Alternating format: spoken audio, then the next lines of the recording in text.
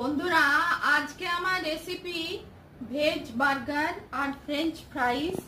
আমরা বাড়িতেই যদি এরকম তৈরি করে নিতে পারি তাহলে সবাই ফ্যামিলিতে সবাই একসঙ্গে মিলেমিশে বসে খাওয়া যায় আর বাচ্চারাও খুব এনজয় করে।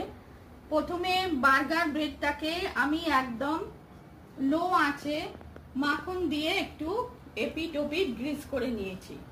তারপর টমেটো সস মেয়োনিজ দিয়ে দেখুন টমেটো সস আর মেয়োনিজ দিয়ে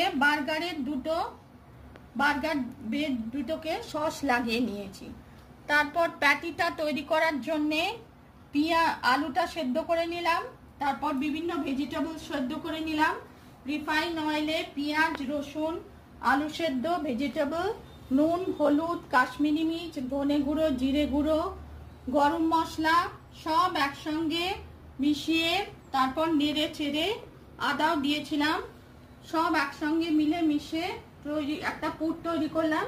ওটা ঠান্ডা করে একটা গোল করে তারপর নুন গোলমরিচ গুঁড়ো ময়দা আর কর্নফ্লাওয়ারের আর জল দিয়ে একটা ব্যাটার তৈরি করে প্যাটিটা ওই ব্যাটারি ডুবিয়ে ব্রেড ক্রামে কোট করে রিফাইন অয়েলে এপিট ওপিট ভেজে নিলাম।